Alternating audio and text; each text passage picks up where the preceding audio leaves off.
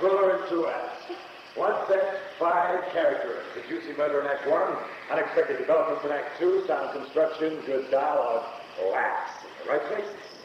Highly commercial. Why, that's wonderful, darling. I'm so happy for you. Happy? Why on earth happy? But it's yours, isn't it? The idea you had in August. The idea I had in August has gone the way the idea I had in June, and the idea I had whenever it was before that. In Mobile, up the chimney and all over Fairfield County. Pollution in its most grisly form. Now, this arrived in the mail this morning. It's the property of one Clifford Anderson, one of the squirts at the seminar. Get this. Dear Mr. Brule, I hope you don't mind me sending you my play Deathtrap, which I finished typing at 2 o'clock this morning. Since I couldn't have written it without the inspiration of your own work and the guidance and encouragement you gave me last summer, I thought it only fitting that you should be the first person to read it. If you find it 1/10 as good as any of your own thrillers, I'll consider my time well spent, and the fee for the seminar more than adequately recompensed. That's nice. No, it isn't. It's wholesome. Please excuse the carbon copy. The local Xerox machine is out in the press, and I couldn't stand the thought of waiting a few days to send my firstborn child up to his spiritual father. I hope you'll call all right as soon as you've read it and let me know whether you think it's worth son of a bitch. He even types well. You know, I think I remember him. Yes, a glandular condition, obese, a 400-pounder. Never took his beady little piggy eyes off me.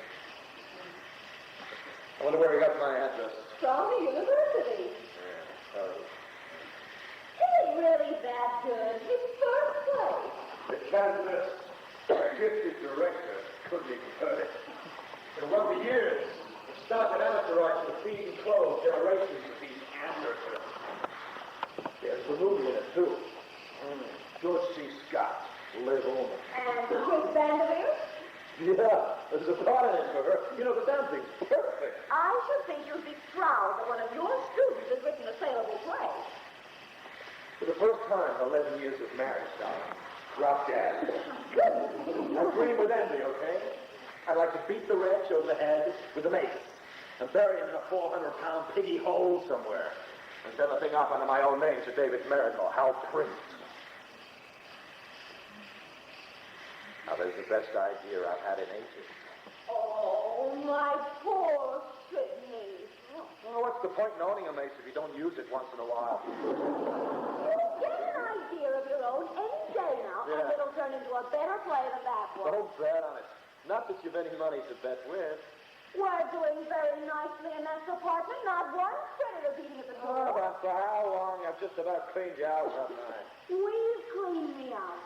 And it's been joy and delight every bit of the way. Your next play will simply have to be a terrific smash. Oh, thanks. That's just what I need, an easing of the pressure.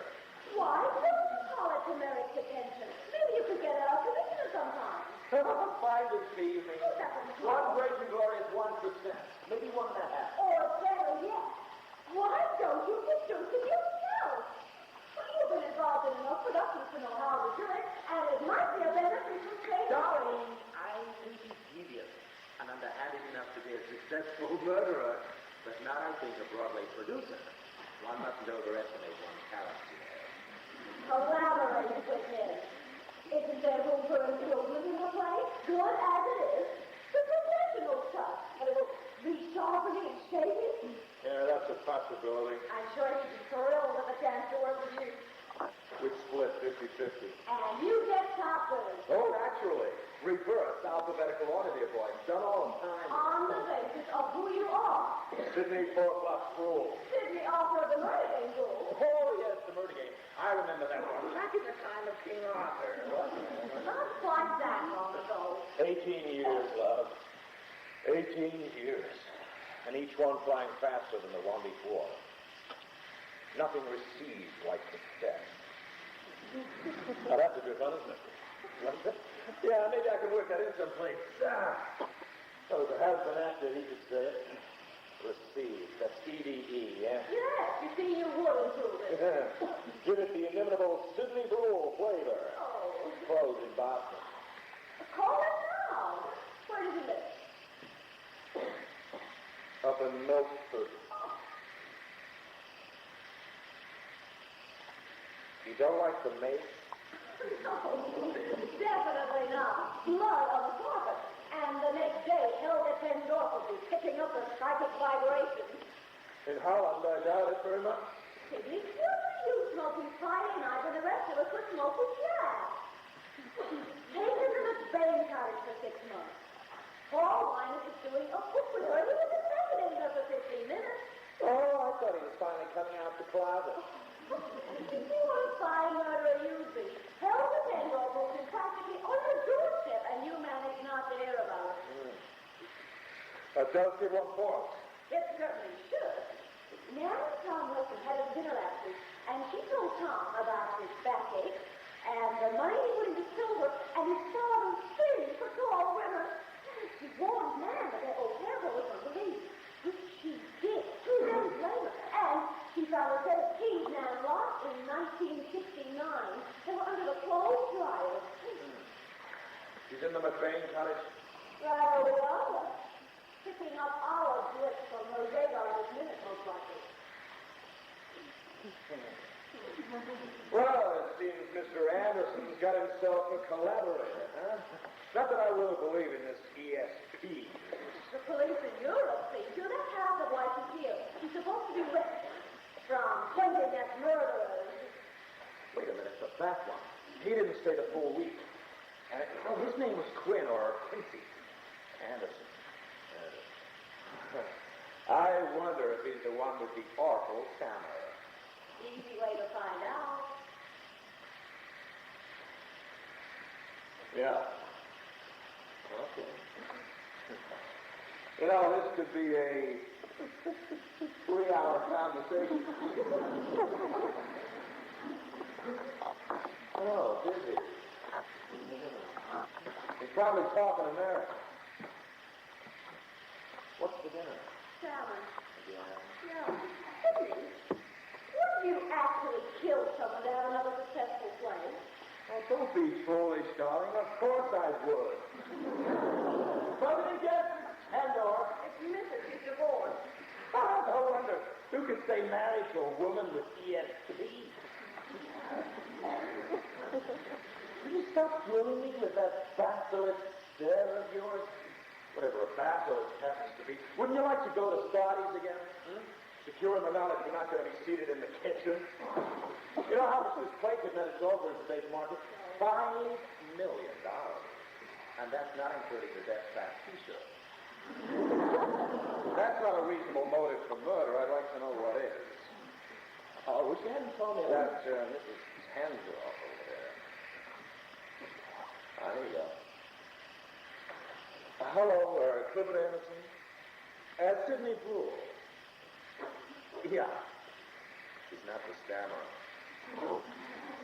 Yeah, as a matter of fact, I have. I finished it about 15 minutes ago, and I must tell you, in all sincerity, you've got an enormously promising first draft.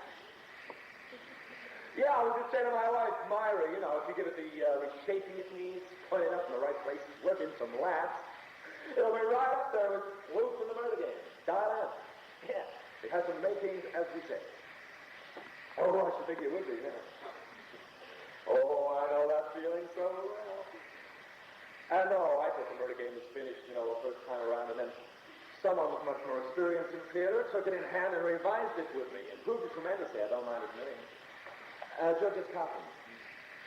No, he didn't take credit, though. God knows I urged him to, you know, because he was badly in debt at the time and didn't want it known he had to share the royalties. Oh, but look, yeah, I could be quite wrong about this. What kind of reaction have you had from other people? No one at all, huh? Oh, that's very flattering, but come on, Reddit, I mean, your friends, your wife. What about the people at the seminar? I see, yeah. That sounds like you. Yeah, complete isolation, huh? And all you have to do is check that thermostat, water was fine. I'm surprised you've only written one play since July. I'd have thought about 3 or 4 by now. Yes, I am. It's a marvelous thriller about a woman with ESP. Yeah, it's based on Helga Tendorf. You know, the Dutch company? Yeah, she's a neighbor of ours. Always full of frowning wives. jazzier. Oh, I love Deathtrap, you know, the title as well as the poem. Upbeat, promising first draft, I should say. Yes, I do. Oh, far too many of them to give you over the phone. Well, maybe we can get together sometime, you know, go through the manuscript scene by scene. Yeah. Oh, I'm free this evening, as a matter of fact. Now I come to check it. Yeah. Why don't you drive on down? It's not too far. Oh, yeah. We'll take the train down. Yes, I can pick you up at the Westport station and run you over. Yeah, it'd be much better that way, you know, because we're way out in the woods. We have to send a flirt when we're expecting people. Yeah, do. I'll hold on. His car's in for repairs. His house sitting for a couple in Europe. I'm married. Do you think he'll be open to the idea of collaborating? Yeah, I think he might. Is George S. Thompson still alive from the murder? Hello? Oh, no, that's a little early. When's the next one? No, that's too late.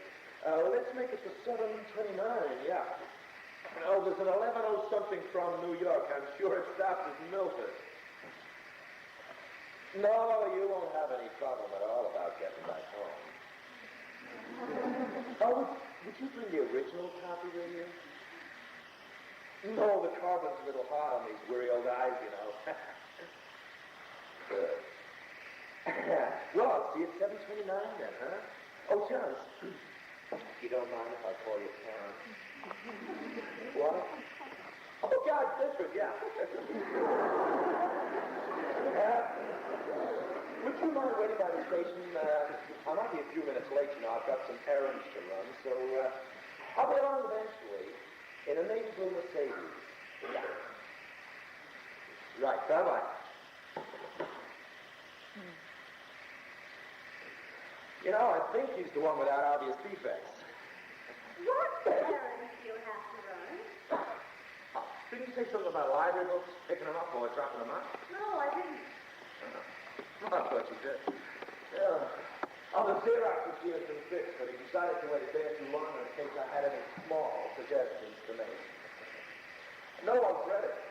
No one even knows he's working on it. And no one will see you picking him up. That's all that starts my mind. Yeah, I'm starting to have a funny crime, you know, on paper. Why did you tell him to bring the original copy? Oh, you know, the carbon is a strain. I don't want him leaning over my shoulder for 2 hours, hailing McDonald's. He probably has another carbon copy filed away somewhere. Yeah, more than likely. Anno his nose, outline, early draft. Yeah, opening night of my dazzling crimes, it's gray-haired mother comes down the aisle, sort of by the Milford and Westport. Holy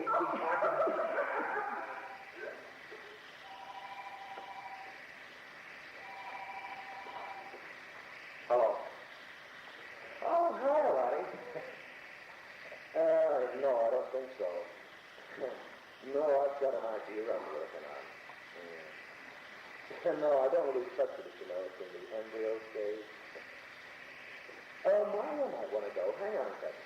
We're going to the that French thing at the Fine Arts too. I can drop you out on the way. No, I don't want to see it. Not tonight. Oh, Larry, Mario's going to pass too. No, she's a bit under the weather. Hey, give the report on it tomorrow, will you? Yeah. Have fun. Bye. You don't have to stand guard over me. I only kill when the moon is full. Why did you lie just now? How did you tell her someone was coming to see you? Is it their business? I don't know why I lied. I'm just a liar. The moon was full last night, except for a sliver down at the bottom. Really? Yes. Then I shall just have to exercise massive self-control and remind myself of that other carbon copy. There's almost certainly exists. It's not for that, Sidney. Would you? Could you? Probably not. Nah, probably a chicken out, even if he's the tiny one. Yeah, you know, they say that committing murder on paper, it siphons up the hostile impulses. I'm sure it does, but at the same time, It opens one to the idea of committing real murder. Huh? I mean, it gives it a familiar feel of a possibility worth considering, don't you think? I mean, just owning a weapon. And handling it. I mean, it opens one to the idea of actually using it. Still, there's a world of difference between a paper victim and a real one. No, I think this Wilfred Anderson will go home tonight in the same state of health in which he arrives. His manuscript clutched in tiny or huge or relatively normal hands. I'm sure he'll jump at the chance to collaborate with you. And afterwards, you'll do a play that's all your own. Yeah, I'm sure I shall, sooner or later. Maybe you could do something based on Helga Kendall, but not called the frowning wife. Okay, the smiling one. Let's cheerful up, Hannah.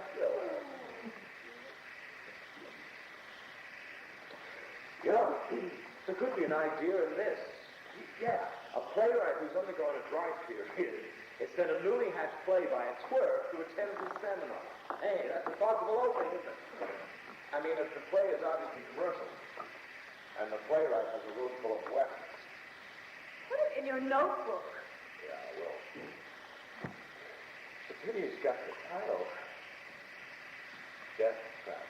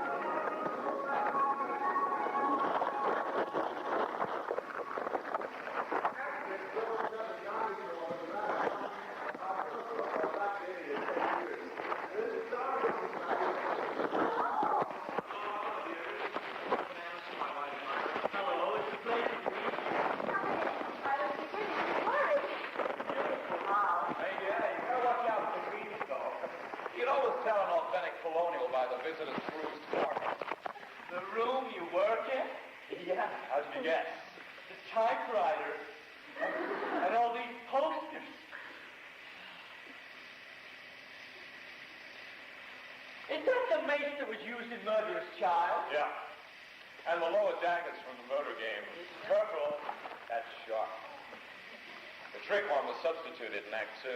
In for the kill. You know, I can't understand why that play didn't run. Critics peeing on it might be the answer.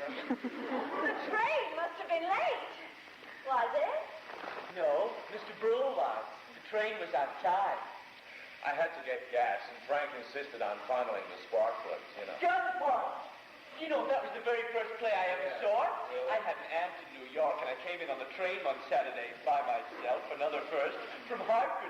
She took me to see a matinee. I was 12 years old. If you try to impress me, you've made it. Oh, I'm sorry, but that's how I got hooked on thrillers. Oh, Angel Street did it to me. Bella, where's that grocery bill? What have you done with it? You poor, wretched creature. Yeah. I was 15. It sounds like a disease being passed from generation to generation. Disease it is, yeah. Pluralitis malignus. You like that? Yeah. The fevered pursuit of the one-set, five-character moneymaker, huh? Oh, I'm not pursuing money. Not that I wouldn't like to have some, so I could have a place like this to work in. But that's not the reason I wrote Deathtrap. You're still an early case, Clifford. It's not a dream. It's a tradition. A superbly challenging theatrical framework in which every possible variation seems to be played. Can I conjure up a few new ones? Can I startle an audience that's been on Angel Street, that's dialed them for murder, that's witnessed the prosecution, that's played the murder game? Lovely speech. I love that speech. Yeah, thanks for saving me for last. I was coming to salute you. I'm glad I stopped you. So am I. I'm a little euphoric about all that's happening. And so you should be. Would you like something to drink? Oh, yes, please. You have some ginger ale? Yes. Sidney, Scotch. Oh, no, dear. I'll have ginger ale, too. These aren't all from your plays, are they? Oh, God, no, I haven't written that many. No, friends give me things now, and I follow the antique shops, you know. There's a disease. Yes, and a super excuse for not working. Oh, I found that in Richfield just the other day. That 18th century journal. It's beautiful. Uh-huh. As you can see, Clipper, and taking very good care of my spiritual child. Oh, I've got the original. Oh, thank God. You know, I really should be wearing glasses, but the doctor told me the longer I can do without them, the better off I am. There you go. Oh, there you are. It's not in a binder. Finish xeroxing. Oh, yeah, that makes one of mine sit down. Oh, I've got the first draft as well. There's a scene between Diane and Carlo in Act 1 that I may have been wrong to cut. And the Diane and Richard scene starts earlier before they know Carlo is back. Yeah, did you do several drafts? Oh, just the one. It's a mess, but I think you'll be able to decipher it if you'd like to see those two scenes. Oh, I would, by all means, yeah. You know, I had a feeling there was a Diane and Carl scene I wasn't seeing before the murder. Yeah, I was afraid the act would run too long. What else do you have with you? Oh, the outline, which I departed from considerably. I made it the way you suggested, a page per scene, loosely, and some lines I jotted down and never got to use. You threw away the ones you did use as you used them? Yeah. Oh, same way I would. Everything was in the one envelope, so I just grabbed it. Okay. You're welcome. It's a 2-hour walk to the station, so I had to leave right after 2 12. hours, huh? Oh, I walk longer than that. I'm one rider who's not getting a flabby. You know, I work out every morning. I came this close to being in the Olympic judo team. Really? Wow, this close. Yeah, well, I'll be careful not to argue with you. I'm in the Olympic slope team, aren't I, dear? Gold medal, fall asleep in any position.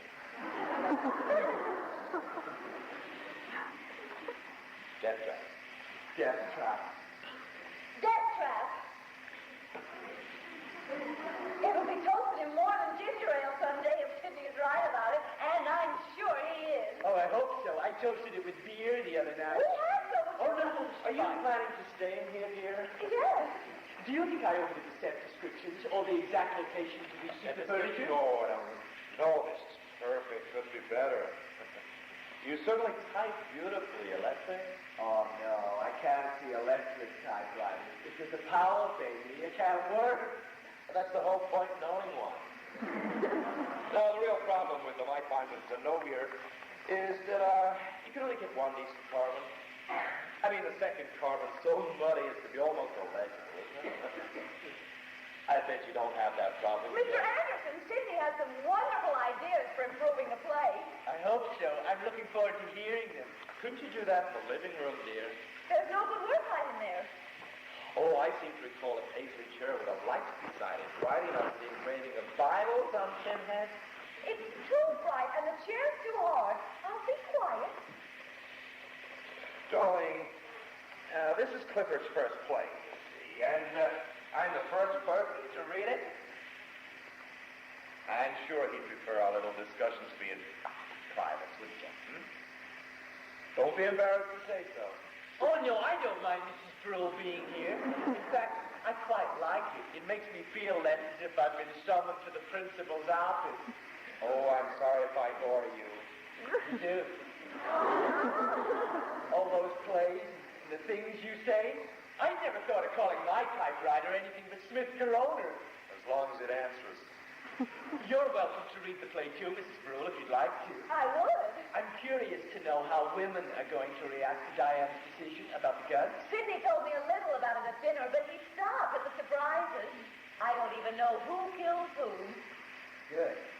You should. You know, I think that was the problem with Murderer's Child, if you'll forgive me for saying so.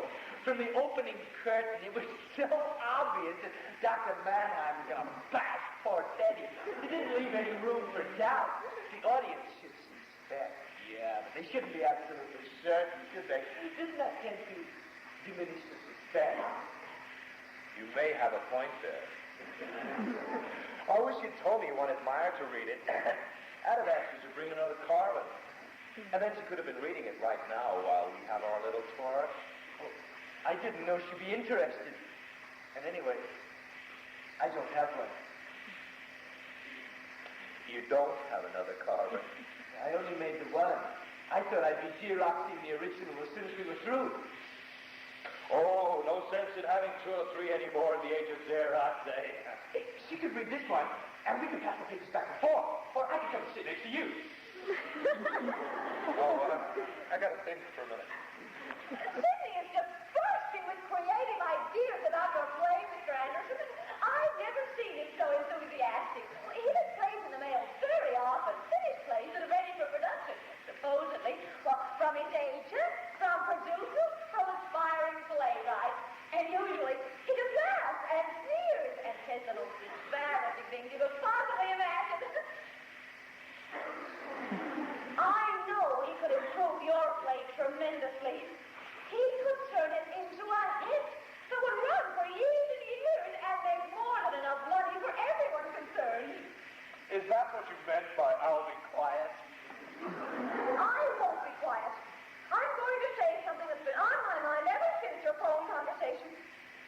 It's very wrong of you to expect Sidney to give you the fruits of his years of experience, his hard-won knowledge without any quid pro quo, as if the seminar was still in session. Oh, he offered to give it to And it's very wrong of you to have offered to give it to him.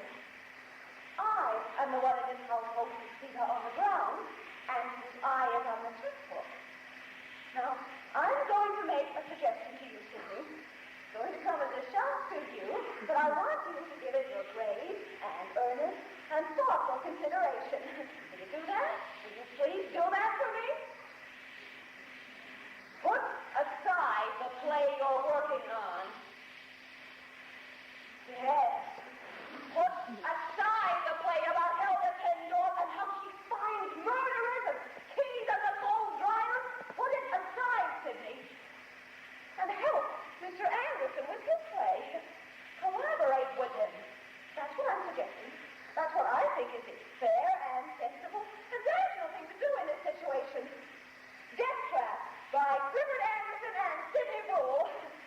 Unless, of course, Mr. Anderson feels that in deference to your age and reputation, it should be the other way around. Well, that is a shocker, isn't it? Put aside the drowning wife. Oh, I thought it was frowning. Drowning, what kind of title would that be? So the drowning wife is what I'm calling it at the moment. It's got these women's live overtones, you know. We got the ESP on one side. Terrific play, Cliff. It will keep, Sidney. People are always interested in psychics who can wind up someone and say, this man murdered that man. Put it aside, please. Do for Mr. Anderson what George S. Kaufman did for you. Oh, that's very persuasive, Myra. How did it grab you? Oh, I suddenly feel as if I'm on the spot. Myra's put you there. Put us both there. I felt it should be brought up now, before anything was done. Yeah. Well, you're quite right, I suppose. Quite right. What's your reaction, Clifford? Wow. First of all, I'm overwhelmed, really honored and staggered that Sidney Brule would even consider the idea of putting aside one of his own plays to work with me on mine. I mean, there I was, sitting in that theater when I was 12 years old, and who'd think that someday I'd be here, weighing the chance to... Well, thank you. It's a golden opportunity that I'm sure I ought to seize with both hands. You should, yes. But the thing is, well, it's as if I went to a doctor, one of the world's leading specialists, and he recommended surgery. Well, even with my respect for his eminence and his experience, I would still want to get a second opinion, wouldn't I? I mean, I'm sure your ideas are terrific, but you're right, Mrs. Brule. It wouldn't be fair for me to hear them right now without some sort of agreement or arrangement. And to be perfectly honest, without having heard them, I feel that Deathtrap is very good as it is. Oh, it's not perfect, certainly. I'm sure it can still use a little fine-tuning, but I'm not sure it needs surgery. Now, what I ought to do, I think, is Xerox a few copies tomorrow morning and take it to some of those agents you recommended to us. And if they say, too, that it needs major rewriting, then I'll be coming back here begging you to do what Mrs. Brewer suggests. I'll be doing whatever agreement you think is right. The same one you had with the Kaufman, I guess. I hope I haven't offended you. Oh, no, not at all. Mr. Anderson, agents know about contracts. They don't know about writing. Beg him, Myra. He'll think he has the wealth of the Indies here. And we're Mr. and Mrs. Jean Lafitte. Oh, I'd never think anything like that, Mr. Brewer. I'm grateful you're willing to go out of your way to help me. But I'm not really. Now that I've had a moment to consider the matter, I would never put aside a play as timely and as inventive as The Drowning Wife. To wet nurse work on one as speculative as Deathtrap. Will you sit down, Myra? You're making me very nervous standing there hyperventilating. No, you do as you say. You know, you show it a few agents, and then if you feel major rewrites are in order, you get in touch with me, okay? Who knows, I might hit a snag myself. It's happened once or twice. Thank you, I will. Oh, I doubt I shall, you know. I've got it completely outlined now, and I'm more than halfway done. And I've got another play ready to go next. Yeah. It's based on the life of Harry Houdini. Oh, magic's very in, isn't it? Yeah. The magic show. Uh-huh. The magic's great. fantastic. Yeah, Houdini's always been an idol of mine. These are a pair of his handcuffs. Sidney, Will you relax, darling? Clifford's not the type of guy to go stealing someone else's idea. You wouldn't do that, would you? Yes, see, no cause for alarm. His heart is far from fraud as heaven from earth. Remarkable man, Houdini, you know. Made all his own magical apparatus, if you know that. No, I didn't. Have a good look at these. They're Sidney, please. Sit down. Will you stop being all quite suspicious of everyone that comes through the door? He's an honest young man, okay? I'm sorry, Cliff. You know, we had a very nasty experience a few years back involving plagiaristic playwrights. Ever since Myra's gotten along, you know, if I so much as mention to a fellow writer the language I'm working in, don't take that personally, okay? Take a good look at those. They're quite remarkable, aren't they? Yeah, they look so old. Oh, they were made to, yeah. Yeah. And apparently escape-proof. Yeah, they certainly seem that way. Yeah, be my guest. You mean put them on? That's what I mean when you're holding my prized pair of $1,200 Houdini handcuffs. I say put them on, you say, $1,200?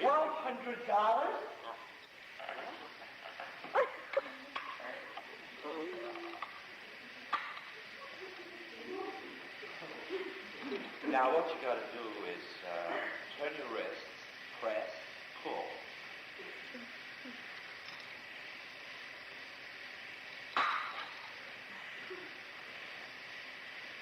Didn't do it right. It's one swift motion. Okay, turn, press, pull all in one. Try it, sure. No, they're not opening. That's funny. They did for me yesterday morning. It's not a question of there not being oiled, you know. I guess I'm just not Houdini. No. Well, I got a key here somewhere. Would you stop doing that? Oh, you're liable to ruin them, you know. Little key here.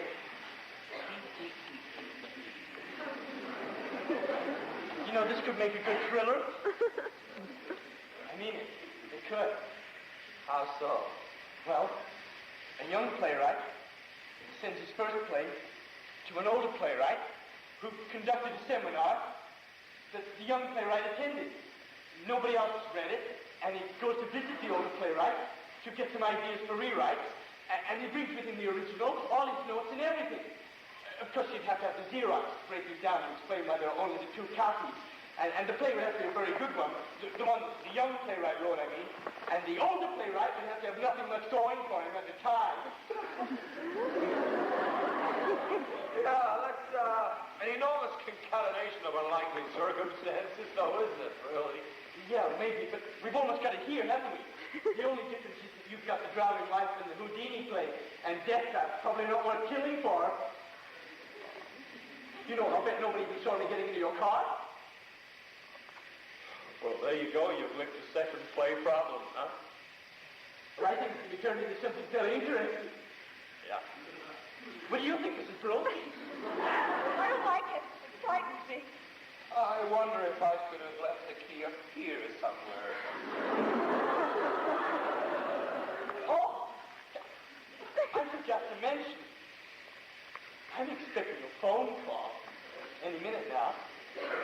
There's a girl coming to see me at 8:30. That's about what time it is now, isn't it? And I couldn't reach you before I left. So I left a note on the hall mirror telling her where I was and giving her the number so that she can call and find out what train I'll be taking back. So she can pick me up at the station. 1 2-hour walk today is just about enough for me. So I hope you find the key sooner. Or she's going to have to hold the phone for me. How's she going to get in to read the notes? She has the key. You're not a very conscientious house sitter. She's on it. You said in the car you didn't know anyone in Milton. Except a few tradespeople, you know. But she's from Hartford. Her name is Marietta Klanowski. She teaches at Quirk Middle School, phys ed. How did you get the number? It's not listed. They gave me that at university, along with your address. I'm friendly with Mrs. Beecham there. Beecham? The short, red-headed lady with the eye shade. Oh. Well, I hope she gave you the right number because I've had it changed. Yeah.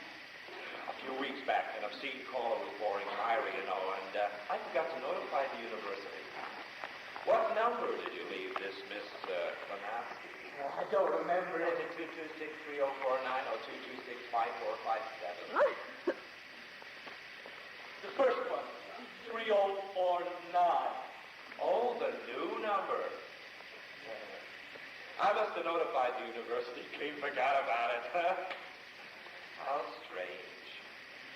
And how untypical of me. Would you go on looking for the key, please? Certainly. My heart won't take it. Don't take what, dear? I'm finding the key.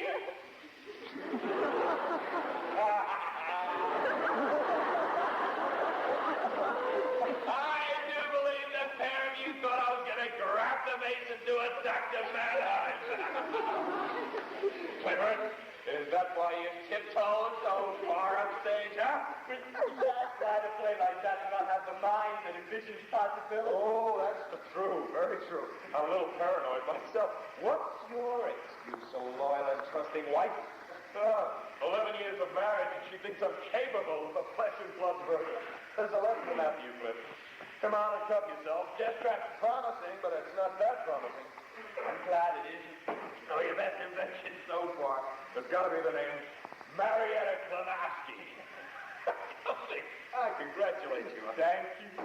I could just see the sweat in the forearms after the basketball game. Yeah, Mr. Beecham's eye shade, though, that was a little strong. I thought it was the kind of convincing detail you told us to aim for. Are you sure this is the right key? Oh, ye gods, Houdini opens them inside a milk can under 10 feet of water. Mean to tell me you can't do it sitting in a chair?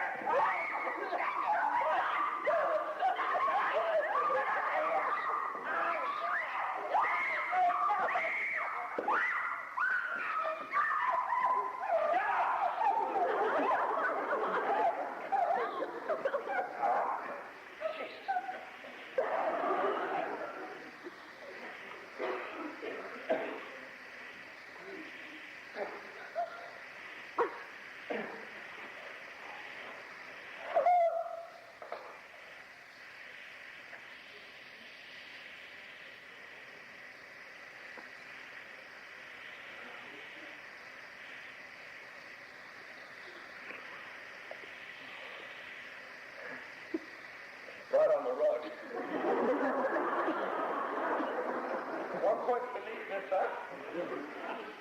And your heart seems to have taken it, Myra. We'll give it a rest on the Riviera. After the old thing. And we'll get another housekeeper, too. so you can take it nice and easy. Get another car. The goddamn rolls. We're going to be in prison! A would-be rider runs away from his house-sitting job. The police won't even bother the yard. Do you mean it's slow? And it's typewriter? Well, why not? You've been figuring these young people nowadays, especially the would-be riders. Now, maybe realize he wouldn't they run off to preach ecology or something, or join the Reverend Sun Young Moon, who knows? Maybe his place will be broken into, and his poor little Smith the Road is stolen. What are you going to do with him? There he is, behind the garage. No, in the vegetable caps, easier digging. Take the brandy, Myra. I'm gonna be a winner again. And all your dear friends are gonna see you living on my money. Oh, picture their confusion. Oh, it's a full moon, all right. Well, I hope this isn't gonna become a monthly practice. Okay, sorry. God. You gonna help me carry it? No. Oh, come on, Myra. It's been done. I don't see the point in me getting a hernia. Jesus. Oh, thank God he's not the fat one.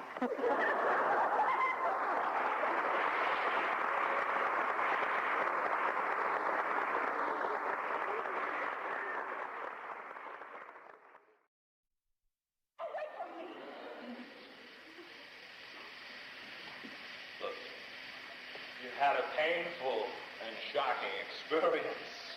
And so have I. I'm absolutely terrified that I'm going to be caught. I'm so guilt-ridden about being insane enough to do it. And I come, look at me. I'm going to give half the money to the new dramatist league. Swear I... Oh, this isn't the time to talk about anything. In a few days, when we're both ourselves again, everything will look a lot cheerier. You are yourself right now. In a few days, nothing will... Go ahead. He wrote me a twervy letter, officer. Oh, it's Lottie and Ralph come to yammer about that French movie. It's probably Elga Dendor. Don't be silly. That's Lottie. Come on, you better go upstairs. No! I'll stay here and let you worry that I'll fall apart. Who is it?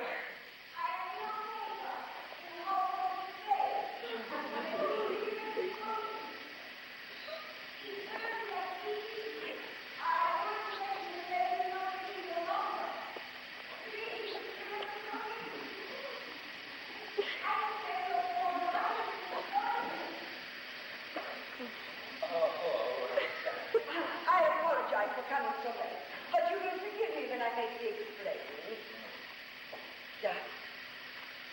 This is the room. Beams and windows just so. And the pain. Such pain. Pain. Pain. Pain. Pain. Pain. Pain. Yeah, well, we're neither of us up to snuff today, you know. Oh, look as I see them. Why you keep such paint-colored things? They're antiques and souvenirs from plays. Have a playwright. Yeah, Sidney Bruin, Paul Diamond Kennedy. We write books together. This is my wife, Myra. How do you do? What gives you such pain, dear lady? Nothing, I'm fine, really. No, something you see pains you. Paul tells you me, I'm Helga Dendorf. I'm psychic. Yes, he did. In fact, we were going to ask you across, you For know. hours now, I've been seeing pain from here. And more than pain. Ever since 8:30 when begins the Johnny Carson show. I'm on it next week. You will watch? Oh, certainly, yeah. Make a note of that, Myra. Thursday night. Peter heard us also. So what they want with him, I don't know. I call information. But the lady will not give me your number. I called Paul, but he's not at home. He's in a room with red walls eating with chopsticks. I call information again. I say, you must give me number. It's urgent. I'm helpless and go. I'm psyched. He says, get number. Well, I try. But all I see is 226, and that is everybody, yeah? So I come here now. Because pain is worse. And more than pain. More than pain? Yeah. Something else. Something strikes me. No, thank you, it would interfere. What would? The drink you would give me. I must keep unclouded head. Never drink. Only when images become too much and then I get drunk. Was used many times by beautiful, dark-haired woman, but only in pretending. That's amazing. That's from my play The Murder Game, and it was used every night by a beautiful, dark-haired actress. Will be used again. By another woman. Not in play, but because of play. Because of play, another woman uses this knife. You should put a bathing stain. Yes, I will. I sell the whole collection. I'm tired of them anyway, you know. Maybe too late. What? I do not enjoy to make people unhappy. But if I see something I must speak of, Well, I don't know, actually. You could keep quiet. You're supposed to be resting, aren't you? You're not in your own country? must speak. Is why God gives gifts. Danger here. Much danger to you. And to you. Is death. Something that invites death, that carries death. Deathtrap. You have this word in English, Deathtrap. It's the title of the play. That's where she's getting it from. I've been working at the desk here, you know. I'm sure that's what you're responding to. Look, Deathtrap. There's a death in the play. Maybe. But feels like real death. Yeah, well, I try to be convincing, don't I, Myra? You know, I act everything out. The young man in boots, here in this room, he attacks you. He attacks me? Yeah. He's one of those. He comes as friend to help you, to work with you, but he attacks you. Confusion here. Yeah. Well, we'll certainly be on the lookout for a young man in boots. Huh? Yeah, we're going to be Japanese from now on. Shoes off at the door. He sits in this chair, and he talks about Diane. There's Diane in the play, you see. And another two people, Smith and Corona. No. One person. Small, black. You have small black boy in your place, Smith Corona. Oh, never heard that name before. Very confusing image. It's gone now. Nothing else comes. Well, that was a most amazing demonstration, wasn't it, dear? The way you picked up the name of the play and Diane. Oh, that dagger business, really awesome. Remember what I tell you. A young man in boots attacks you of this thing I'm certain. Or else it's confusion. Pain is less now, yeah? Yes, it was nothing, really. Myra, what a marvelous gift. Yes. You know, I've been a little skeptical on this ESP, but you convinced me that was genuine. Oh, yes, it's genuine. I'm not always happy gift to be owner of. Have you always had it? Yeah, ever since I was a child. Never could I enjoy a game of hide and go seek. It was too easy. And at Christmas, my parents never wrapped the presents so I made paper. Or later, in my teenagers, when I go walking with boys. Such images. Like that drink now, I'd really like to talk to you. Oh, no, thank you. I must go back to my house. But you will come and take dinner with me sometime, yeah? And I will tell you all about my life. We'll make very interesting play. Right. Oh! When you were a child, you lived in a large house with yellow shutters. That's right, yes. All day when moon is full, I'm in top form. Good night.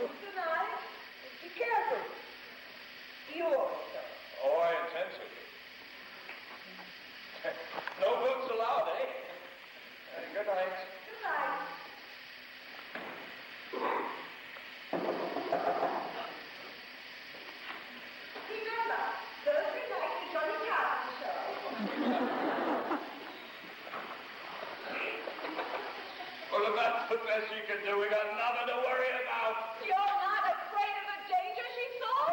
Not especially, no. We're going to be arrested. Oh, I don't see how. If the police do come by and do bring her into it, which hardly seems likely, so what happens?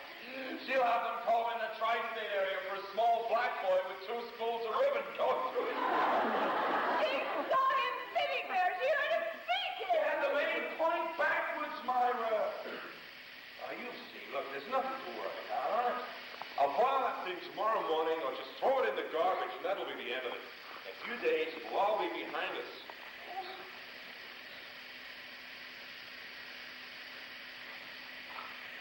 I couldn't help myself, Myra. I saw that play going out into the world tomorrow morning, and him sitting there so young, so lucky. Don't decide yet about kicking the old boy out, huh? And please, I beg you, don't entertain thoughts of using a dagger.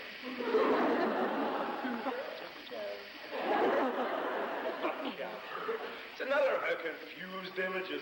I'm sure of it. Mind you, if we do get a housekeeper, she's going to have terrifically good references. Sell the collection. Yeah, well... Better not right away, though. It'll look too suspicious, you see. It's amazing, isn't it? 18 years and Tanya's aura still permeates this thing. Put it away somewhere. Exit dagger into death. You know, part of me was hoping you would do it. Even though I was terrified you would, part of me was hoping. I saw the money, too, and your name. Hey, you tried to stop me. You did your best.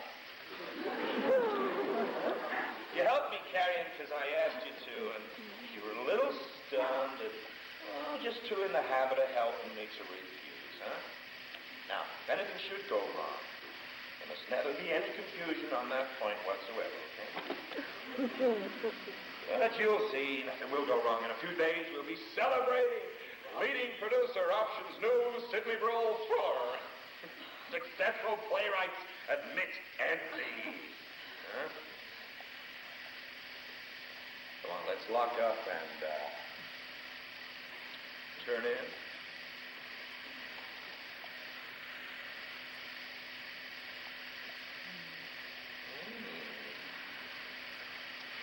I wonder if murder could be an aphrodisiac.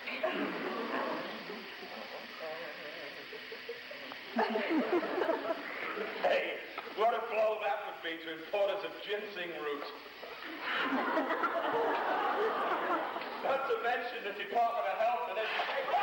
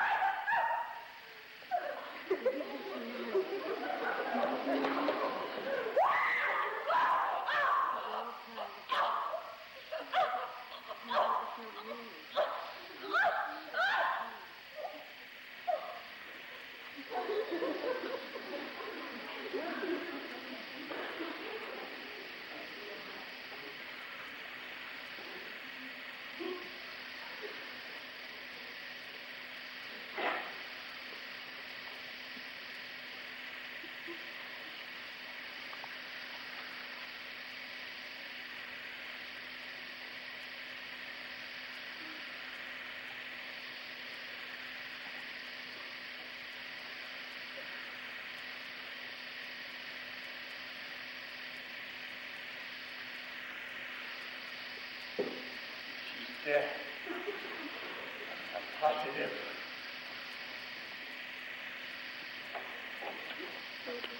It worked. How could it not? She's had minor ones over much less. I got news for you. Styrofoam hurts. You used this a hell of a lot harder than you did in the motel. The added adrenaline of the actual performance. You didn't make that strangling a jolly experience. Hey, what about that hug at Kendall? I almost had a heart attack myself out there. Yeah, same here. Spooky, the way she saw I was going to attack you. Well, she was a little off base, though. She had you doing it with one of the weapons. Hey, that must have been the garrote getting mixed in. Yeah. And it's a very confusing image, huh? Oh, well, Deathtrap. Would that you were the genuine article. You know, I'm really going to do something on that ESP. That was an amazing demonstration, despite the mistakes Sadia knows. Yeah, it's a good job she came, really. Now she'll be telling everyone she felt the physical pain of the oncoming heart attack. Ever a little bit help? I've been telling people for days Myra's been under the weather. Not that any supporting evidence is needed, really. I'll call the doctor now. I got my things in.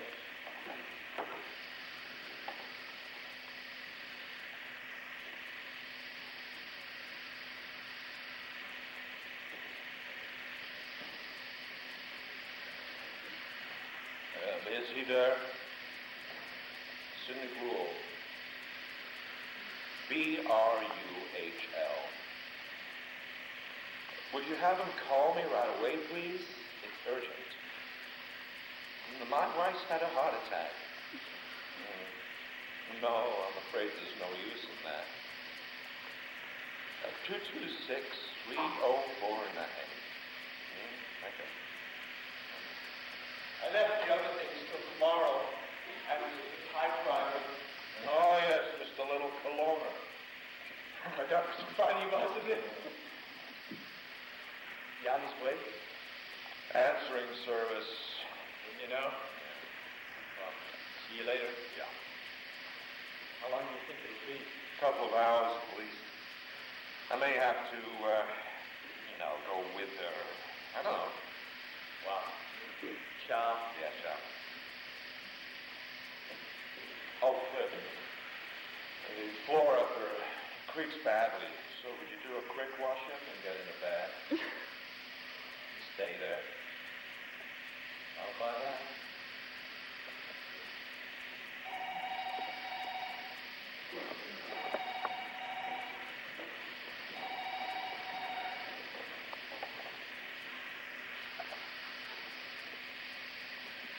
Hello?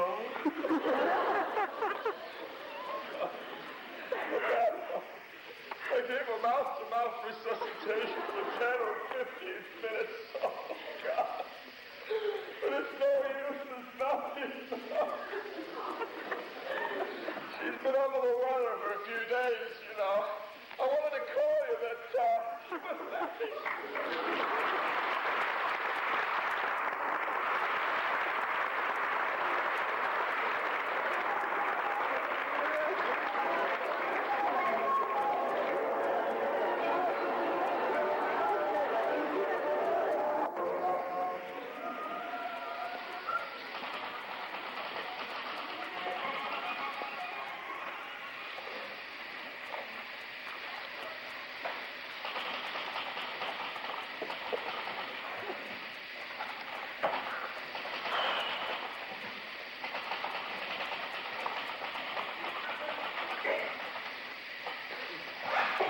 Quite a welfare office.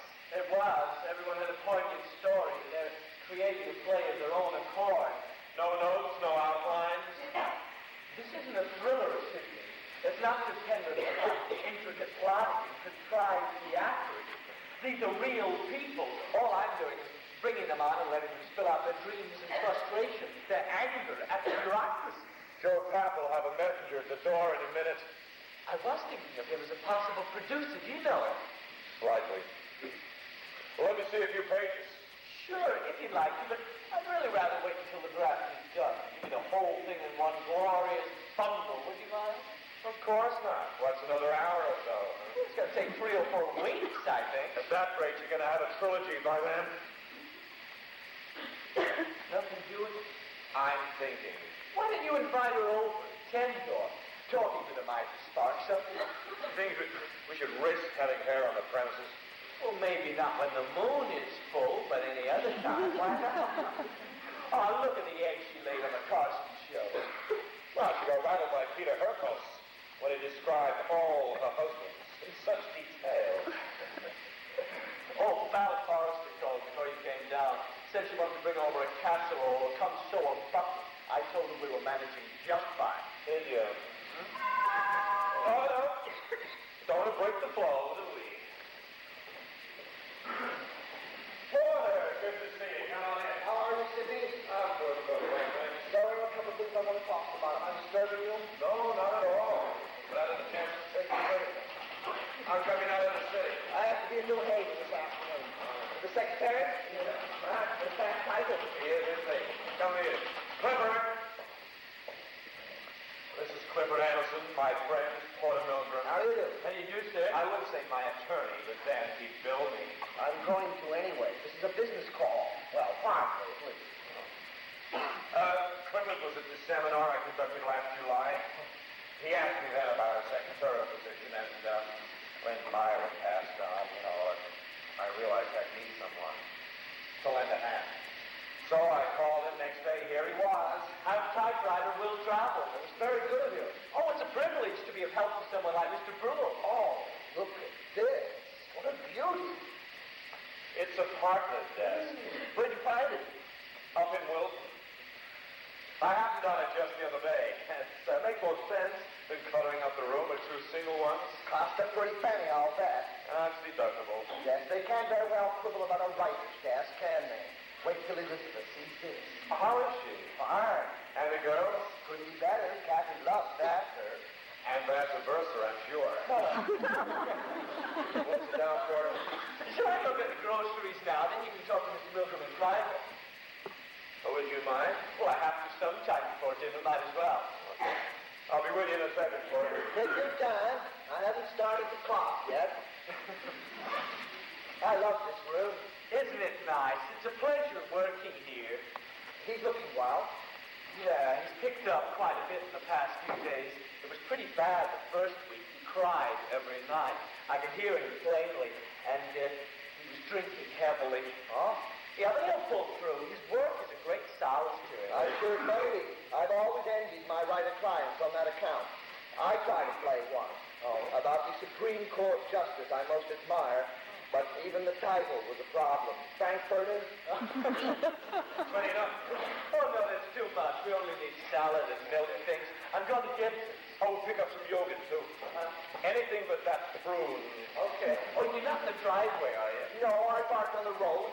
Well, see you later, or nice meeting you, whichever it turns out to be. I'm sure we'll be seeing each other again.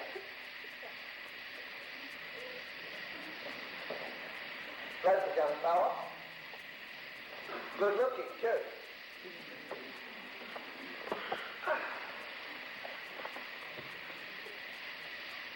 Do you think he's gay? Homosexual. I know what gay means, Sidney. Elizabeth told me long ago. No, he didn't strike me that way. I have a sneaking suspicion that he might be. Still, as long as he does his job well, I suppose it's really not my business, huh? Well, in essence, he's a domestic employee, and I think that in such circumstances, his sexual preference could be a legitimate matter of concern. I wasn't asking for a legal opinion. I was just saying it's really not my business. Oh, in that case, no, it isn't. Yeah, besides, people would talk if I took in a female secretary, wouldn't they? If she were underage. Yeah, I like that. Yeah, so I called Clifford, you see. I'm glad to see you looking so well. That's the main reason I've come. I was delegated by Elizabeth and the Hardys from the West. That young man has been discouraging all callers, and we were afraid he might be in worse shape than he was letting on. But obviously, that's not the case. No. I'm not up to socializing yet, but I'm coming through. The work is a great solace to me. What do you want to now? Oh, play about ESP. Helga Tendorf's in the McBain cottage, Yes, I do. Tell me, is it true what everyone's saying? Or do you mind telling me? Oh, not at all. Go ahead. Is it true she actually pointed to the spot on the floor where Myra was going to fall? No, nothing at all like that. All she did was come in here and say there is pain. There is great pain in this lady's chest, you see. And Myra said there is slight pain. And then she said, still, with your history, you should see your doctor. Which is why I've been telling Myra for days. You know. It's uncanny being able to sense things that way. I would think you'd be able to write a very fine thriller on the subject. Yeah, it's coming along. Oh, business time. Yes. The first item on the agenda is your will. Now that Myra's gone, you ought to look it over. The way things stand, if anything should happen to you, your cousin's in Vancouver would inherit. Do you want to leave it that way? No, I'll have to think about that. Don't put it off. Okay. And this is the second item. It's only approximate because I don't have up-to-date appraisals on the real estate yet, but roughly speaking, that's what you can anticipate, give or take a few $1,000. I didn't know there was this much. Then Myra must have been keeping a few secrets. She knew. Her records were in apple pie order. How much of this is the government going to grab? Not too much, really. The first $250,000 that is exempt from federal taxes, and the state tax would start with $50,000 is only a few percent. Oh. There's one more point, Sidney. I was talking to Maury Escher at the planning board meeting last night, and he mentioned that you were thinking of selling off a few acres. No, I don't think I will now. Oh, well, you can't. Not yet, anyway. Not till the will has gone through probate. I know that. I just asked him what he thought I could get, that's all. Oh, but he was jumping the gun. Yeah. Not you. I just wanted to make sure you were clear on the point. End of business. You've gotten out cheap. Unlucky. What's the procedure? You dictate, he types? No, I do my own typing. I had him retype the finished product, of course, and he does the letters. Is that what he's doing before, the letters? No, a play of his own. Oh, the seminar. Yeah, I started it yesterday. Probably finish it tomorrow. I hope he's not stealing your ESP idea. Have you discussed it with him? What makes you say that? Well, he locked what he was working on into the desk. Unobtrusively, but I noticed. Oh. Then again, he might be afraid you'll steal his idea. Oh, hardly. Life in a welfare office. The dreams and frustrations of half a dozen people you just as soon not spend an evening with. What's in the welfare Yeah, office? that's what he was doing. Probably force of habit then. People who work in large offices often lock their desks. Unobtrusively. Quite the reverse, I'd say. Hey, everybody, look! I'm locking the desk. It may simply be a way of doing things. Yeah. I'm sorry if I worried you. Your suspicious legal mind. Probably he's exactly what he seems. An honest and helpful young man who's completely trustworthy. Look, I better be going. I'm going to be in New Haven by noon. Yeah. Oh, he lies. Now, Gloria, has the check from the insurance company come in? No, it hasn't. I'll write them a letter first thing in the morning. Oh, thanks. I appreciate that. Will you contact me? Hey, in a couple of days, I'll be ready to make the world again. Good enough. You take care. Hey, do my lunch. I will. Have a go.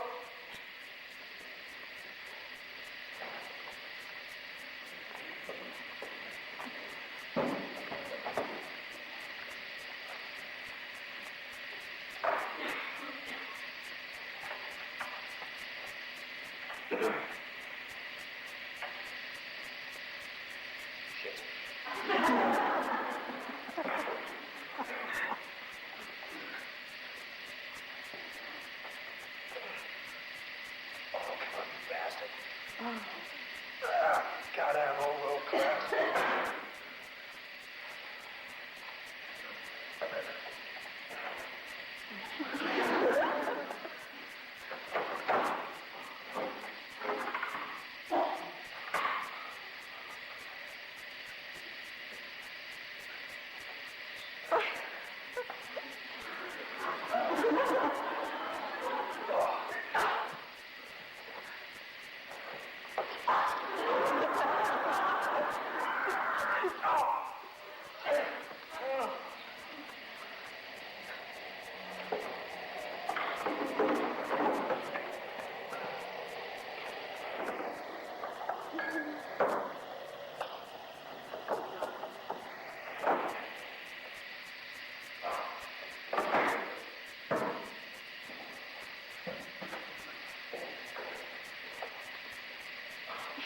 Hey, that was great. Well, anyway, get it. Come on, I'll put it away for you. No, you got I put it away. Get back to the welfare office. Oh, God forbid. It's changing the bowl. That avocado is supposed to be organic. Yeah.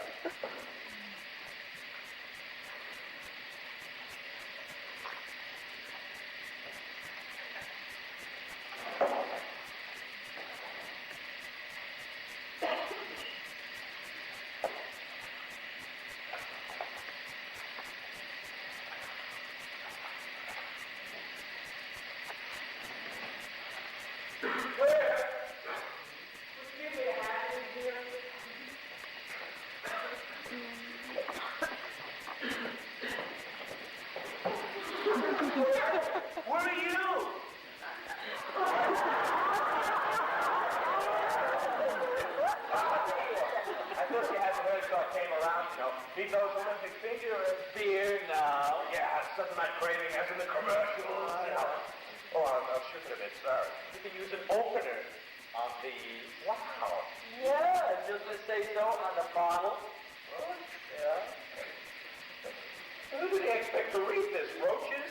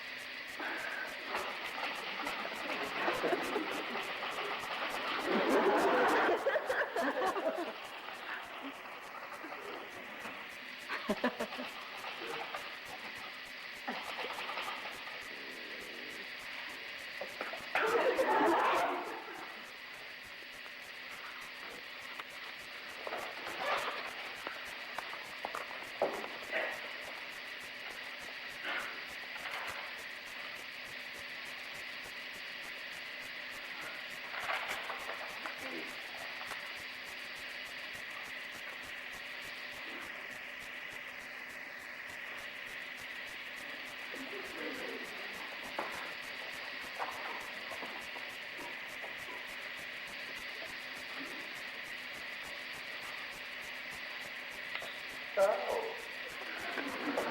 You've lost your interest in thrillers, huh?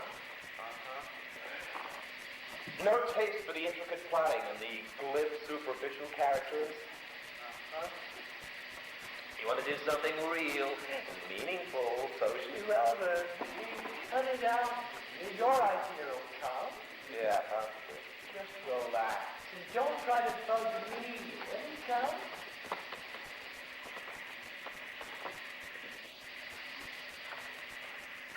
Deathtrap, a thriller in 2 acts. Characters: Julian Crane, Doris Crane, Willard Peterson, Inger Van Bronk. The action takes place in Julian Crane's study in the Crane home in Westport, Connecticut. You have one hell of a nerve stimulating. Julian Crane's study is a handsomely converted stable grafted onto a romantic colonial house. Sliding doors upstage center open onto a foyer in which are the house's front door, entrances. French doors upstage right open out onto a shrubbery flat patio. Downstage left, we've got a fieldstone fireplace, practical to the extent that paper can be burned in it.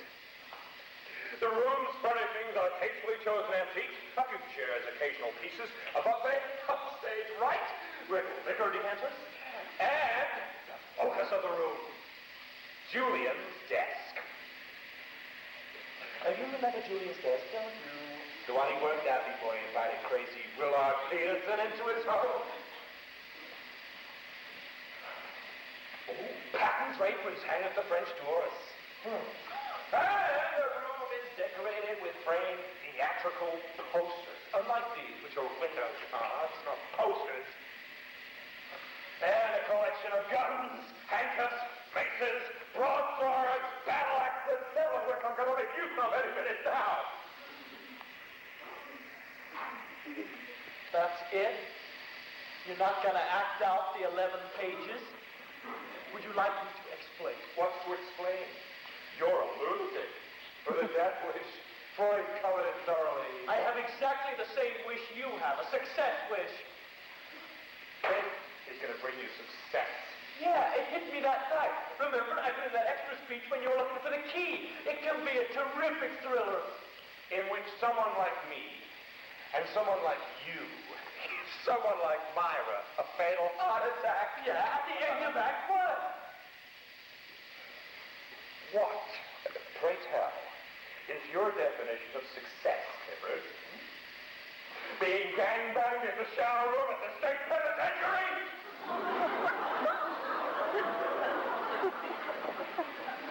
I knew you would have reservations about it. That's why my first instinct was to say it wasn't even a thriller. But I haven't enjoyed putting you on, Sidney. I'm glad it's out in the open. You knew I'd have reservations. Well, you do, don't you? The house man was writing a play that'll send us both to prison. Oh, it won't. I'm standing here terrified, petrified, horrified.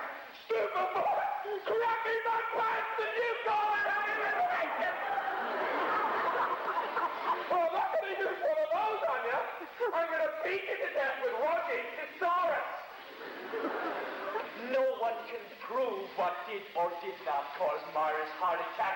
Look, if I could change things, I would. But I can't. It has to be a playwright. Who else can pretend to receive a finished work that can make lots of money? A novelist, a composer. Why am I discussing this? A surefire smash hit symphony? And would a novelist or a composer know how to stage a convincing murder? And it has to be a playwright who writes thrillers. Because, well, Arthur Miller probably has old sample cases on his wall. Well, I suppose I could make it Wilton instead of Westport. Why make it? Why make it anywhere? Because it's there, Sidney.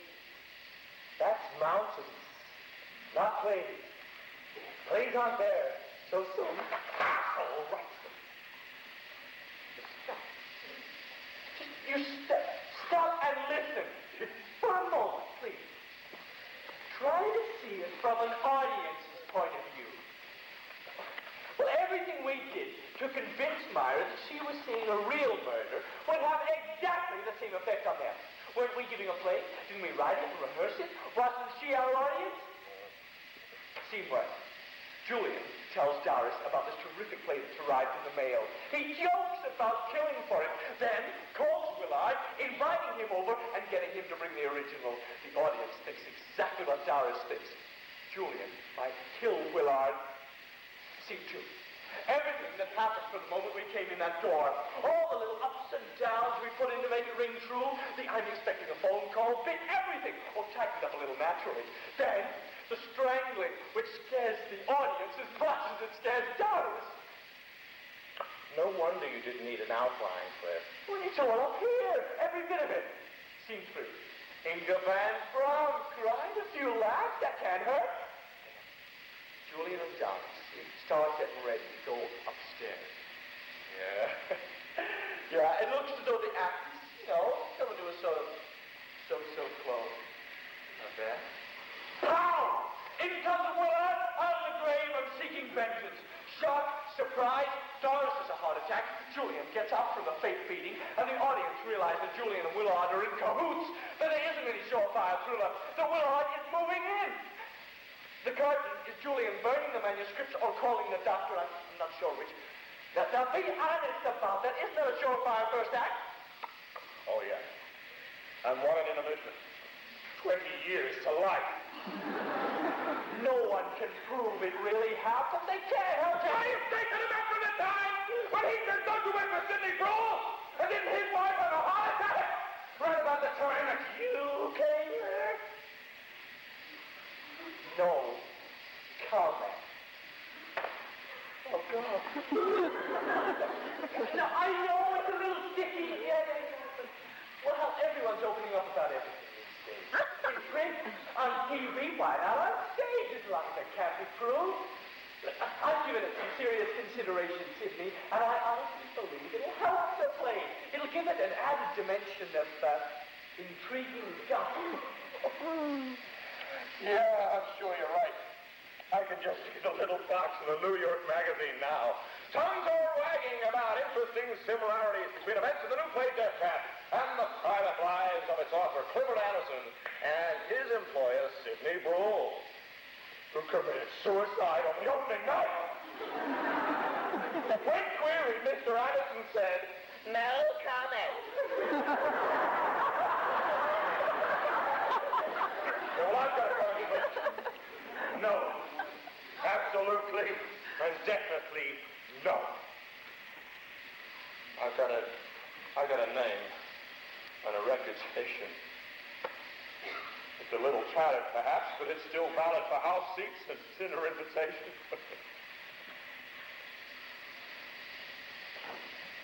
I'm going to live out my years as offering the renegade, not fine. They're not talking. Why?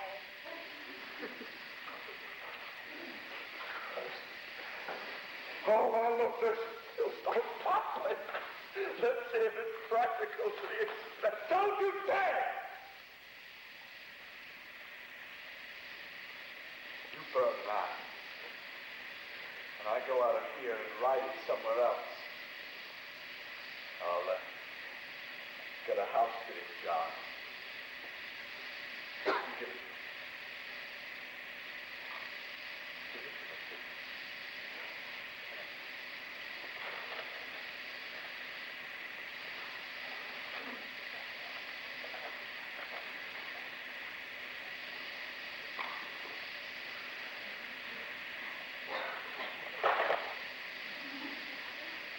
I hope you killed me for the chance to become what I want to be. And you're not going to take it away from me.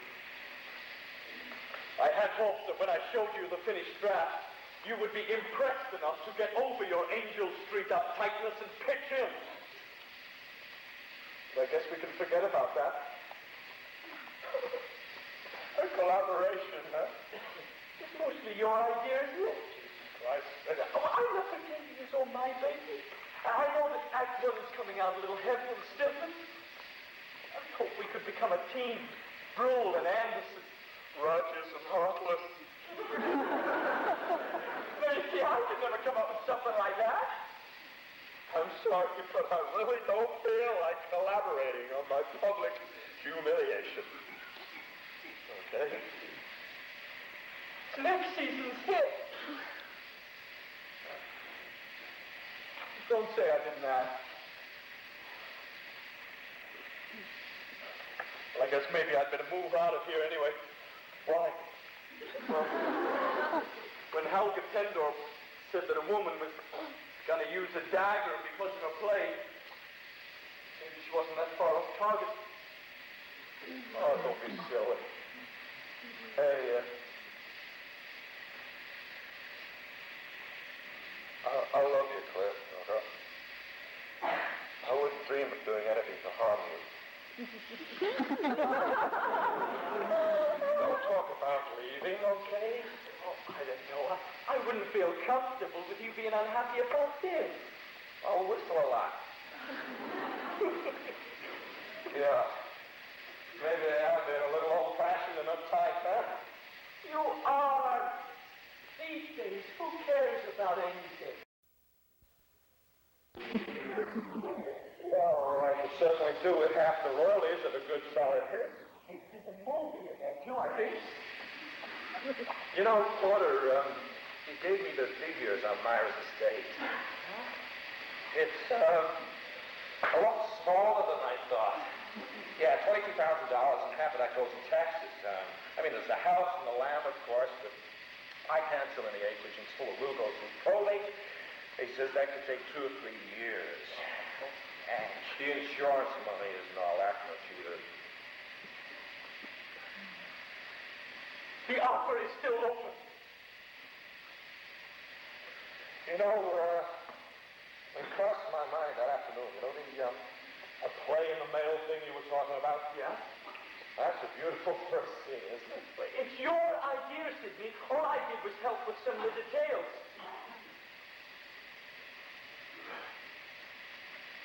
Hey, that was pretty neat the way you managed that. Yeah, I tried closing a lot, you know. Down things the bosses. Porter noticed you laughing at. Hey, I thought you were doing something on my ESP. And I thought I was being so inconspicuous. Oh, he's sharp. Don't be sharp. Yeah, I'll do it. Yeah, let people talk. I'll blush all the way to the bank. You mean it? Oh, yeah. Rule it, Anderson. Great. I'll make it Wilton, not Westport. I'll leave it Wilton. The hell with it. Jesus, just think. Me, Clifford Anderson, collaborating with Sidney Brule. That's for Act 1. Act 2's got to be a problem. How so? Well, we got the murder in Act 1, 2 murders in effect. Act 2 is liable to be a letdown. Not necessarily. We'll bring in a fifth character, of course, a detective. I was thinking of a Connecticut version of the one in Dial M. Oh, Inspector Hubbard, yeah. Yeah, and Inga Van Braun's got to come back, a good comic character like that. It'd be foolish not to make the most of it. Well, you go on plotting Act 1 and leave me to do a little thinking on Act 2, huh?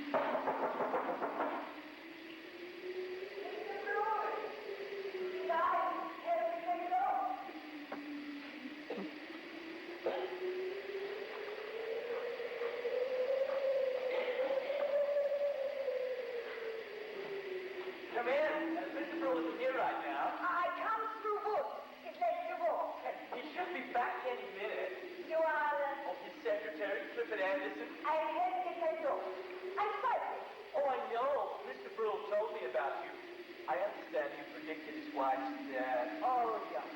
Yeah, was much pain. Right here. So sad. Such a nice lady.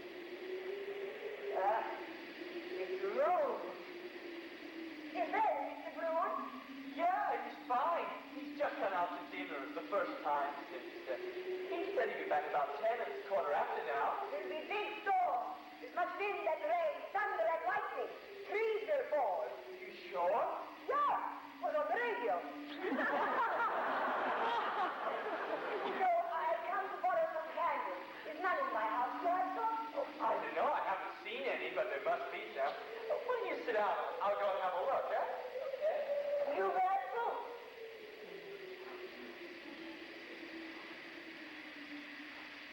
Yeah. Everybody does these days. You're very comfortable. You're a long time secretary to Mr. Brown? No, about 3 weeks. Ever since Mrs. Brule died. I'll go and have a look, eh? All right. Oh, what a boy. Oh, hello, Mrs. Brule. Ted Norton's here.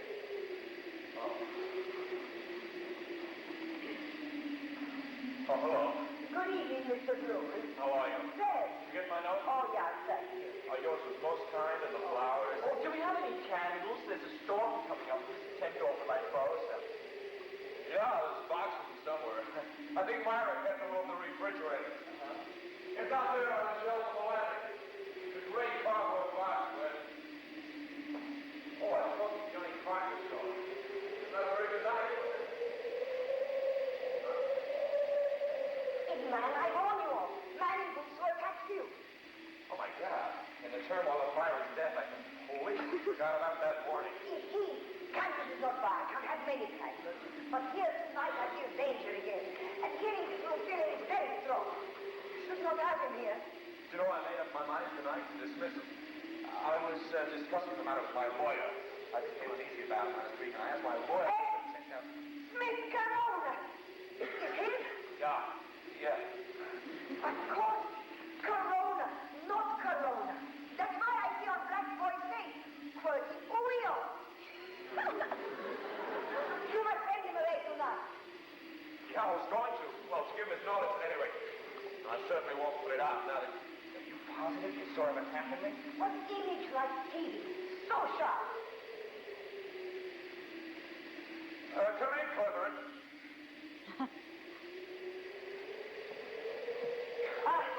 Thank you. I will take two. You're welcome to take more. No, thank you. Two is enough. It's really blowing up out there. Isn't it? Yeah, sometimes they are right in their predictions. No, it's okay. Well, I hope you beat the rain. Oh, I go through wood. It's heading to war. Yeah. Good night. It's black out there. Are you going to be okay? Yeah, I have a note. Oh, well, good night, then. Oh, What's wrong? my daughter is pregnant. So long they've been trying. So many doctors they go to see. And at last she makes a grandmother. Oh, God, that's the daughter. Oh, I might go on and tell them.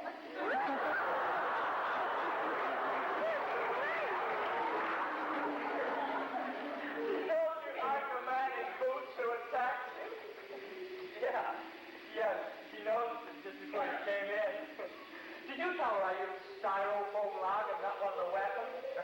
I didn't think that quite advisable. No, I told her you give me those judo lessons, you know, and we're attacking each other all over the place. Well, the closer you stay to the truth, the better off you are. I finished that class. Did you? Well, it sounds as though your evening was better spent than mine. I ended it with Julian on the phone. How can I go on without her? Well, he wants the doctor to think he's upset, doesn't he? Yeah. Well, your dialogue might be a little timpan-alley, but your timing couldn't be better. I've got Act 2 ready to go. Hey, terrific. Yeah. Well, that is, I think I do. There's a couple of bits of business I'm not sure will work. So I think we'll try them, huh? And if they do, I'll give you the whole thing, scene by scene, full of surprises. Can't wait to hear. Oh, would you go upstairs and check the windows first? Sounds like we're getting Hurricanes Alex or Zelda. How many scenes are there? 3, same as in Act 1. I love that kind of symmetry.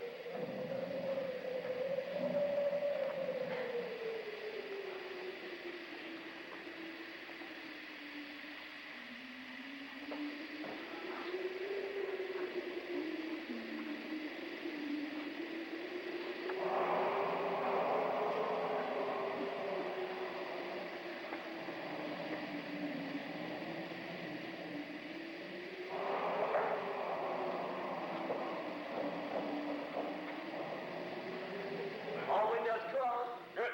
What's the bitch business? Right now, we're in the final scene, back to back, as it were. Willard has spilled the beans, and our kinetic version of Inspector Hubbard has come to beard Julian in his death. And now Julian, quite reserved, shoots the inspector in the left arm. There's only one bullet in the gun, so he's got to get down to the downstage wall and grab one of those weapons and finish the job. Now, question number 1 is this. Can a one-armed inspector, in otherwise good condition, stop a two-armed, middle-aged playwright from going where he wants? The answer better be no. So let's try it, huh? I'll be Julian, you be Hubbard. Right about there. Left arm out of commission. Yeah. Uh-huh. Ready? Ready. Go. What the hell are you doing? You gotta do better than that.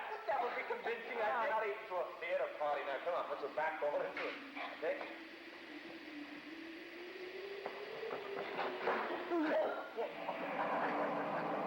You're supposed to be a judo expert. Maybe you should be Julian, huh? Well, I was afraid I'd rip your shirt. Cliff, dear, we're trying to become rich and famous. Let's not let a 5-year-old shirt stand in the way, okay? Well, can't we just let the director and the actors work this out? That's not the way professional playwrights operate, dum-dum. Professional playwrights send out the script until they're absolutely sure everything's playable and sayable. Come on, let's show them why Brule and Anderson are going to go down in reacting history. Ready?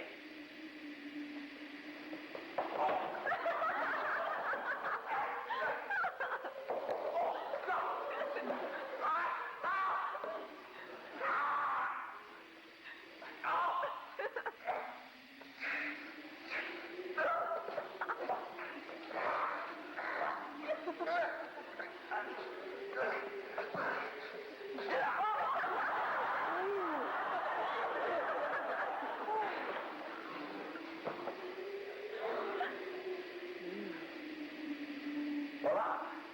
It works, huh?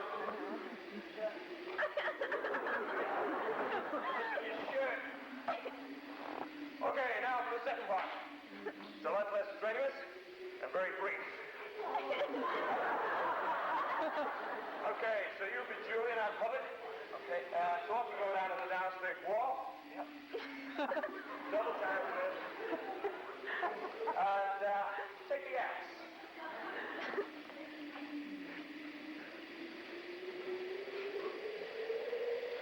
Never came back here. That's fine. Can you hold that a little higher? Doesn't look natural, you know. Feels natural. Try it a different way. No, it doesn't feel right this way. Oh, okay, well, that's the way you had it. Huh? Now, put it down. On the floor.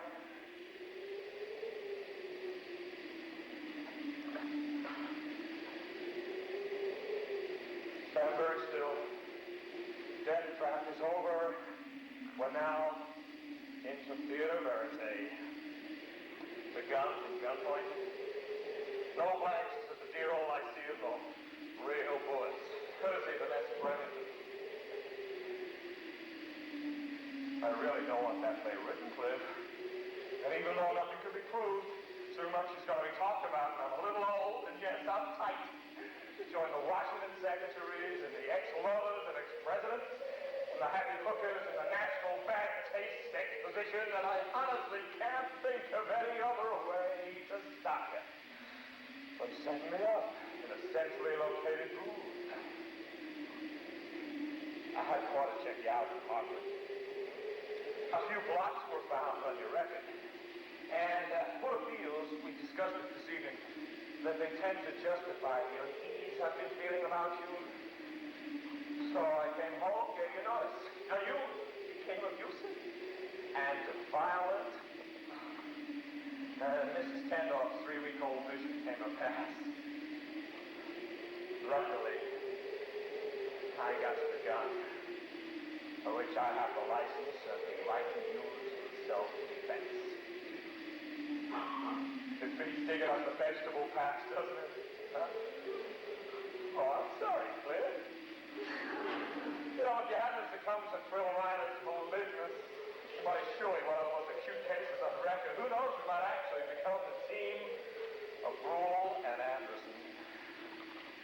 As it is, we'll have to be only Brule. I'm out of dial on your go. Well, what can I say? I'm not going to beg. Or I thought you might promise to become a steam fitter or something. Would you believe me? No. So, I'm hoping you'll take pity on a pretty face.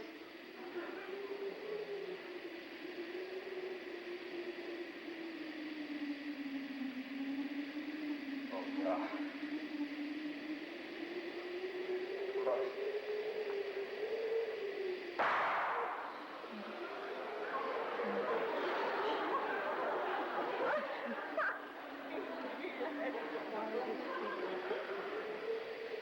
I thought a click would be anticlimactic. So I bought some blacks this morning while I was getting the bullets. But this one... Sit down, dum-dum. Sit down. Peripatet? Reversal? You talked about it the very first day of the seminar. Important element of all drama. Now put that here. Come on. Oh. The problem was, I had this terrific first act, but I couldn't think of a second act. That's very frustrating, you know. Particularly as I'm sharing bed and board with the old master plotter himself, author of The Murder Game and In for the Kill, which I consider an even more elegant construction. Oh, that makes two of us, Claire. At present, yeah.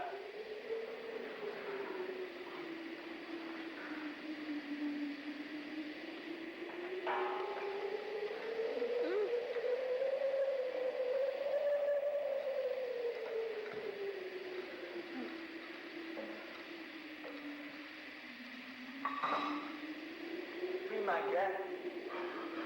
You mean put them on? That's what I mean. Come on.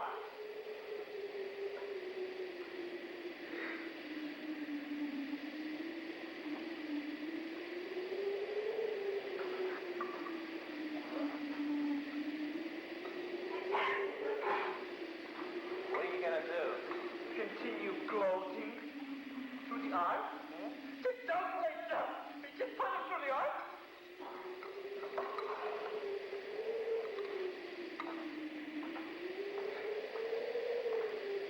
There I am with my problem.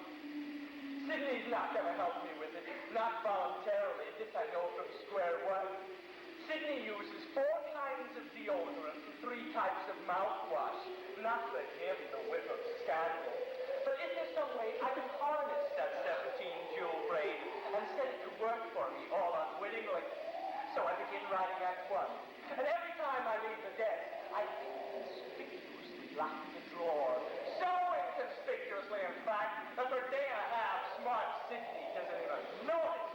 But in comes Joel Porter, thank God, and saves me the embarrassment of getting heavy-handed and leaving a loose page lying around.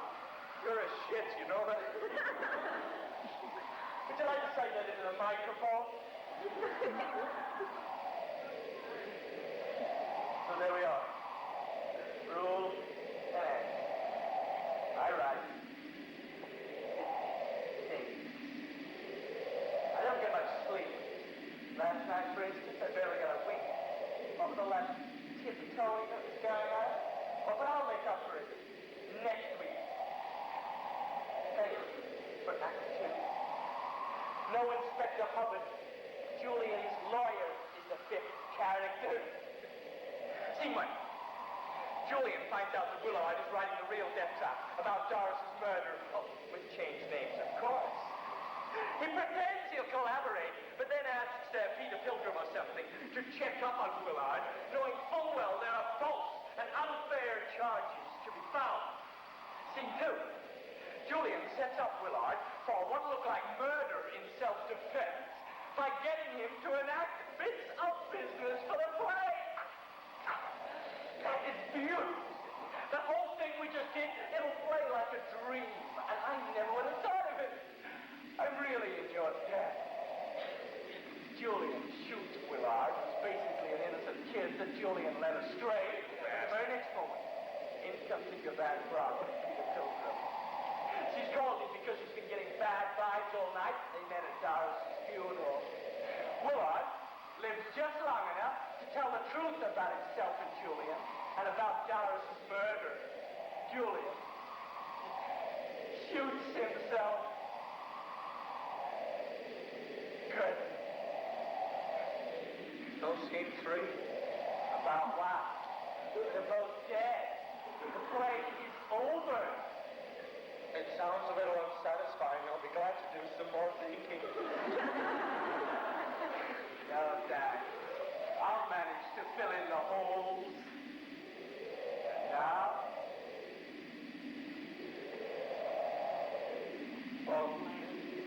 on your path! And call a tax. Taking whatever money I can find.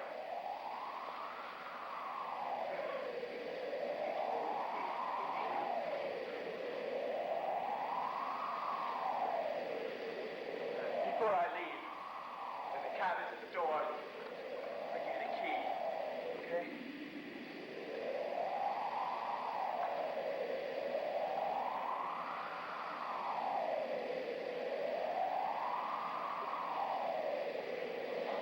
If anyone asks, you'll say you gave me my notice and that I accepted it with grace and charm.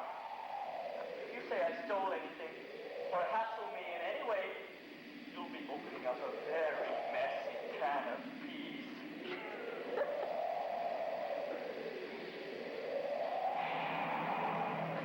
Hey, how about that? You've got a little bit of Angel Street to keep you company. Maybe I'll find some rubies upstairs. See you at that.